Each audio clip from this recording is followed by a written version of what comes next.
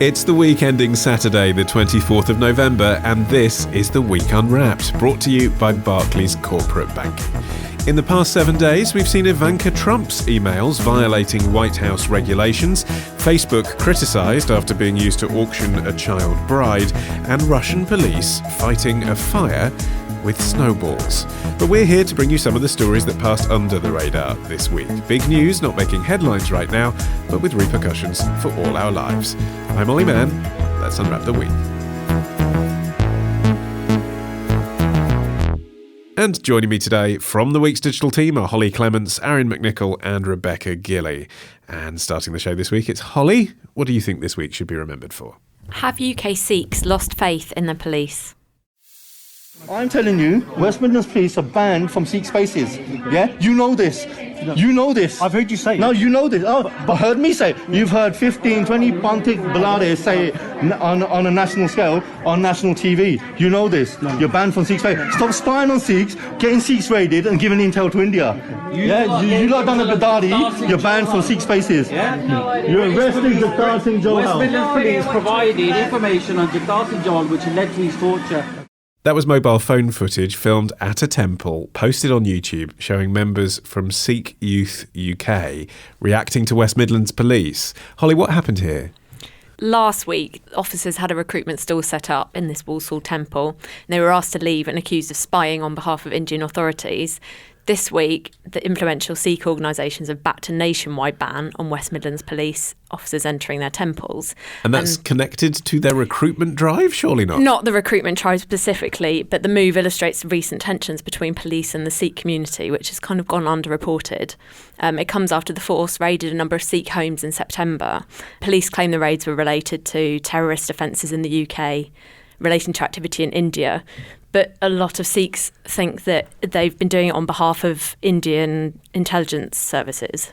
And this has resulted in West Midlands police being banned from temples. How does that even in practice get enforced? I mean, if something illegal was happening inside a temple, presumably the police would have every right to go in there just as a mosque or a synagogue or a church. Sure, yes. I think it's more of a breakdown of the friendly relations. So they're not going to invite them to set up a stall or invite them to come round to talk to their younger people about the future of policing or that kind of thing. It's more of a friendly terms have been switched off. OK, accusations of West Midlands police spying on Sikhs in conjunction with the Indian police. Does that strike you as convincing? Rebecca? I can certainly understand the perspective of the Sikh community and their distrust for the Indian government, which has been, is increasingly turned towards Hindu nationalism and sympathetic towards Hindu nationalism, which has alienated India's large Sikh minority. What's really interesting about this story is that it kind of uncovers a huge debate that's ongoing in the British Indian community, which I think British people of other extraction are completely unaware of, is that there's a lot of debate, discussion and division within the community related to these things which are going on in India, this tension between the different religious groups. And now we see that kind of spilling into UK community relations. And this is all related to Jagtar Singh Johal. Can someone explain to me who he is? Jagtar Singh Johal is a British citizen who's in India accused of involvement in the murder of a Hindu nationalist leader. The Sikh community and the Hindu community in India have kind of had pretty good relations for the last 30-odd years. Really, the kind of flashpoint that existed in the 70s and 80s really died down and things have been much more peaceful up until this year when this leader, Ravinder Gossain, was assassinated. And the finger of blame was pointed at Johal and a number of other people, and he's been in prison since late last year. And so far, there have been no official charges placed against him, and his own advocates say that he's been tortured in prison and so on. So he's been in prison, and that's kind of got us to this point where now the Sikhs are agitating more for A, his release, and B, for some explanation for what's going on. But what's this got to do with the West Midlands, Hollie? I mean, why the West Midlands rather than the whole of the UK? The raids were specifically in West Midlands. There were some in London, but they were mostly there.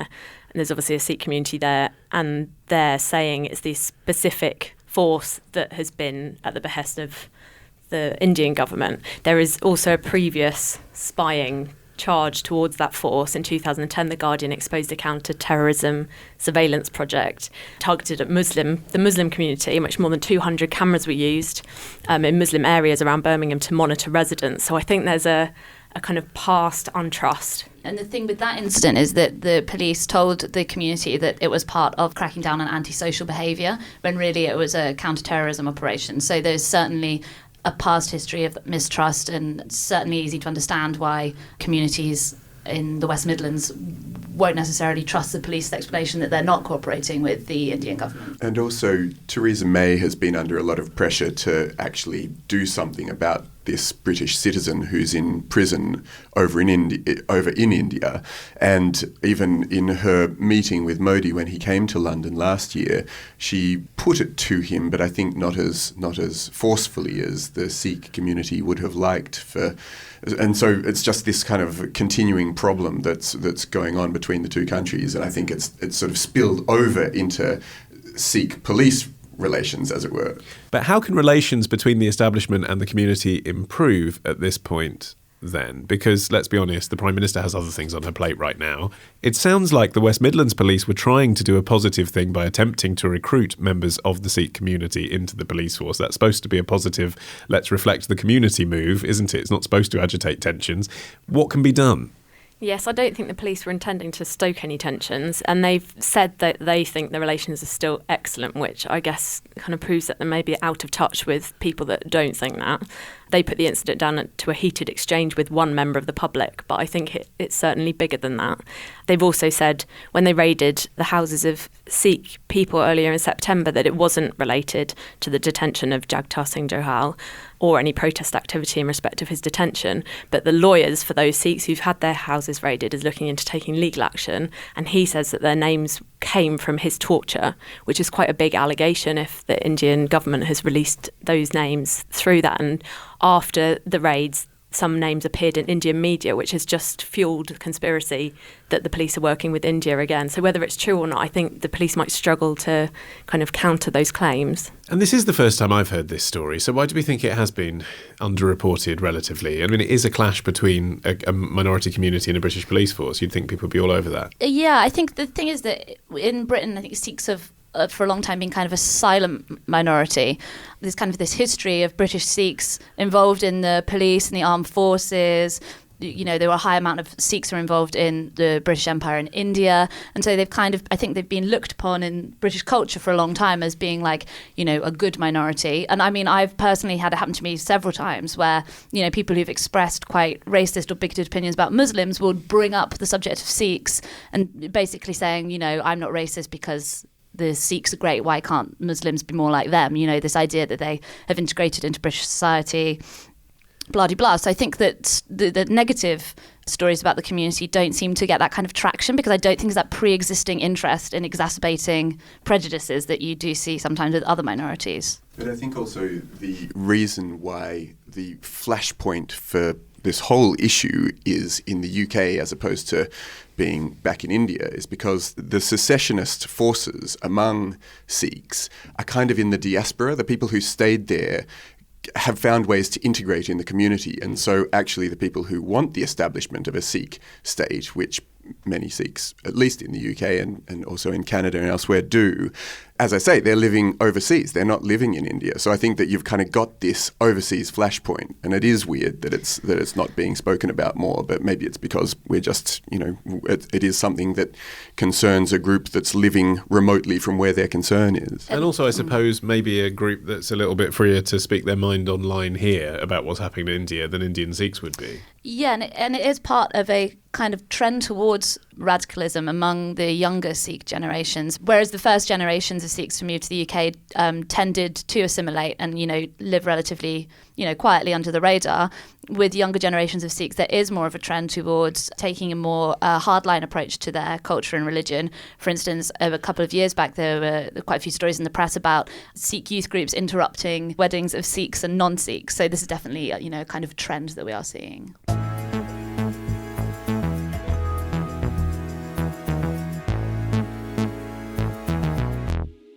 Rebecca, you're up next. What do you think this week will be remembered for? Are some parts of the world best left unexplored?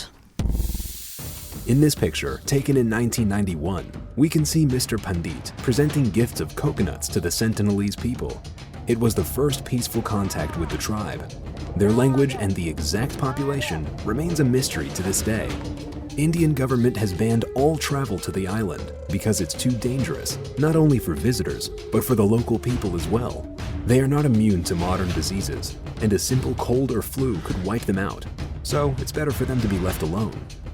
A video there from website Bored Panda about 27-year-old John Allen Chow, who was killed by a native tribe on North Sentinel Island. Rebecca, where's that? So it's one of the Andaman Islands. It's in the... Where's that? It's in the Bay of Bengal, so it's between... Near India? It's actually a bit closer to Malaysia and Thailand, but it's administered kind of by India, except that they can't really get to the island because it's inhabited by a very hostile tribe who throw spears and rocks at any boats or aircraft that try and approach them. And how many are in this tribe, roughly? Well, it's been very difficult for them to ascertain. At the last census, they were only able to find just over a dozen people, but they think there could be as many as 400. It's a very thickly forested island, so it's very difficult to identify how many people there are. Yeah, I mean, in the scenario you're describing, a census doesn't seem like the best way to work out how many people are there. They're going to fire arrows at you as you approach. So this guy who died then, there are tribespeople wanted for his murder, so it is an attempted murder, isn't it, that they've been charged with, and yet he sort of knew that was a very likely possibility of visiting. Yes, he did. So he was an Instagram adventurer and also a missionary, which is a combination you don't see very often. And he decided he was going to go to this island and make contact with the people who live there and try and convert them to Christianity. It was very old school Victorian kind of mission. And yes, he did know that he was in that kind of danger because he actually wrote several notes to his family while he was on the island. He paid some local fishermen to take him most of the way, and then he took a kayak alone to the shore. And he wrote some notes basically saying, I hope this doesn't get me killed, but I think it's worth it to, spread the word of Jesus, etc.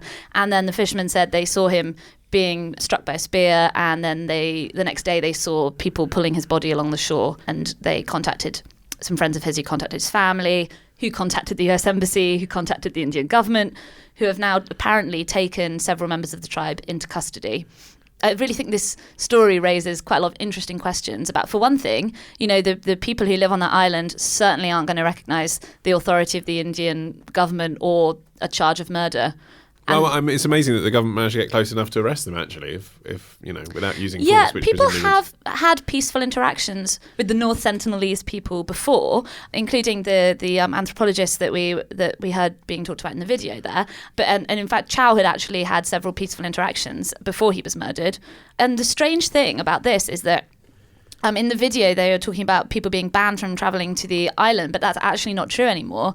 Earlier this year, the Indian government lifted travel restrictions that had previously banned all outsiders from visiting 29 islands in the Andamans and the Nicobar Islands, which are in the same kind of archipelago. And people now can visit all of these islands. Some of them are inhabited by vulnerable indigenous tribes. So actually, he wasn't breaking the law by going, but it is still against the law to make contact with the people there, partially because they're very hostile and quite likely to attack you, but also because they aren't exposed to diseases from the outside, and so they could easily be wiped out. I wonder if it should be illegal again, Hollie, to visit, because it seems very clear that this is a likely outcome of turning up. They deal with intruders in a hostile way. And actually for their own protection as well, although saying those words makes me sound like a sort of Victorian colonialist, but for the protection of the natives who themselves are vulnerable, haven't been exposed to illnesses and all the rest of it that may have come from other countries.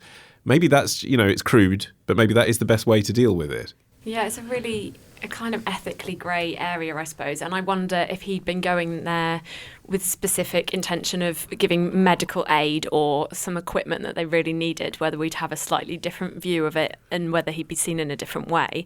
But like Rebecca was saying, the disease aspect's really important because they haven't built up this immunity that other people might have, and that is why their numbers have dwindled so much. There used to be thousands, and over the years, people like missionaries that have gone over and spread diseases and has just wiped thousands of people out. When you say being seen in a different way, has he been ridiculed because he's a missionary? I have seen him being ridiculed on social media, not awfully, but I think maybe there would have been more sympathy if he'd been going for medical reasons. But then again, it begs the question who would send him and their ethics of whether it's best to leave a community like that to do their own thing. Because in the mind of the missionary, you are essentially doing something for the people's well-being, aren't you? It might not be medical, but I mean, in his mind, he's thinking, I'm spreading the word of Jesus. That is a vital thing to get these people into heaven. Yeah, and I mean, historically, the way missionaries work has been to do this roundabout thing where they go and offer education, medical treatment, any sort of support that communities need, in exchange for which they would like to tell you the good word about their particular Lord and Saviour. So I think it is a kind of trade-off, and it's not unusual that missionaries come bearing some sort of gift. This island's a really unique case because, we've got, there are uncontacted or semi-isolated tribes in the Amazon, but, the laws in Brazil have been a bit different, and anthropologists have been, and linguists and, all kinds of social scientists have been able to kind of embed themselves in those tribes and conduct their research and, tell us more about how they live. Is there a problem with the way that some of these destinations are classified? Because it seems to me like this particular island is genuinely high risk. And yet, the advice of the Foreign Office is that travel to Egypt is high risk because there's a very small chance you'll be involved in a terror attack, or travel to Mexico can be high risk because people get hijacked. But, millions of people go to Egypt and Mexico. So people start to distrust the classifications, don't they? Yeah, I've got a friend who lives out in Lebanon working as a journalist there, and I checked the government travel advice on whether it was safe to go there, and there are red warnings saying don't visit. There's every possibility that there's going to be terror attacks. Mike, who is on this podcast occasionally, his wife is from Lebanon, and he's like, it's rubbish. It's a very safe place. Same with Egypt. Same with Tunisia. These places that experience terror attacks. Often, suddenly, there's this feeling of among travellers and travel agencies that you can no longer send people there, and it's not necessarily true. On the other hand, I think that people do need to calculate risk when they're approaching their holidays. And if you're going to go to Colombia, you could be shot or kidnapped. And if you're going to go to somewhere where there's an active war, then you could get swept up in that. So the whole world isn't our playground. You need to be sensitive to risk. I think a lot of people have concentrated on the fact that Chow was a missionary, but he was also had a big Instagram following for his, travel around the world. And the world is seen as a playground now. When you have these people on Instagram and on social media that are going to these remote places, everything becomes a competition of how can you go somewhere that hasn't been Instagrammed 1,000 times? And so now these islands are now fair game now that the Indian government's lifted those restrictions. And when they announced earlier this year they were going to do that, it was met with a lot of incredulity among activists and experts who are like, what are you thinking? Like, tourists cannot just rock up on these islands, even though they're saying, oh, you can't go to these, tribal reserved areas. Well, the tribes that live there don't think of them as tribal reserve areas. They have every possibility of just turning up in the same place. And just coming back to your earlier point about whether there's an intersection between Instagramming and being a missionary, actually, weirdly, there is. I saw this hashtag missionary life that when I was doing a bit of research for this, and there's lots of people who are out there living their Instagram/missionary dreams and posting them to social media. So, that it actually is. There are people out there wanting to have these experiences and wanting to share them in a way that is kind of, social media friendly. It's also the ultimate way to spread the word, I guess. If you've got millions of people looking, you don't have to... It's savvy, isn't it? Yeah. I mean, we're sort of saying this with a laugh in our voice, but of course, like if you're someone who believes the whole world needs to be saved from hell, then the best way to do that is via social media, isn't it? Definitely. And also the number of missionaries is growing up. Apparently in 1970, there were 240,000 foreign Christian missionaries worldwide. And in 2000, there were 440,000. So almost double the number of missionaries in that time. And interestingly, a lot of them are coming not necessarily from Northern Hemisphere countries, but from the Southern Hemisphere, countries like Brazil, India, Philippines, Mexico. And a lot of them also are doing their missionary work in rather more subtle ways, where they're going and doing things that are kind of contributing to the local community and not just handing out Bibles. So there is actually a growth. And as you say, it's not surprising that they're also doing it on social media.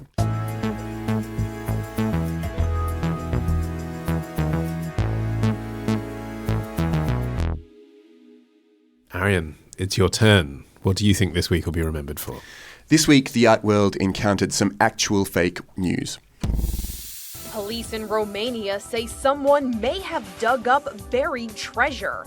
in the form of a Picasso that was taken from a museum in the Netherlands back in 2012. Authorities said Picasso's 1971 Tête d'Harlequin, or Harlequin's head, was possibly uncovered in the village of Grecci. 2 Dutch citizens reportedly brought the painting to the Netherlands embassy in Bucharest after saying they dug it up from the ground. An adrenalised report from Inside Edition about an alleged stolen Picasso. Stolen Picasso. Stolen Picasso. So, Arion, what's this story? So Sounded the story, very dramatic. It is dramatic, and it's in fact moved on from the time that adrenalised report was recorded. So this Romanian novelist, a woman called Mira Fatucci, was tipped off that a Picasso that had been stolen back in 2012 had been put in a place. She was sent these anonymous tips, put in a place in eastern Romania, and if she just went and got it, she could go and claim this lost artwork. She believed it. She followed the clues and went to this place, found an artwork and handed it into the Dutch embassy, so it rightfully was going to be returned if it was the artwork. But it turns out it wasn't the artwork, and she'd been drawn into this elaborate hoax. But was the real one stolen from Rotterdam? Yes, so that bit of the story was true. Okay. The real artwork is still missing. Okay. She discovered something. Buried treasure. I'm on it now. I understand why she was excited in that report. Yeah. So Fatucci found this artwork that she thought was that, but actually it wasn't. And just in the last couple of days, this group called the Berlin Theatre Company, who work in Antwerp, put out a statement saying that this whole thing was part of their production that is about this forger Geert Jan Jansen. And this was not only promotion for that work, but it was part of their performance, that they wanted to include this falsified artwork. So it's a publicity stunt.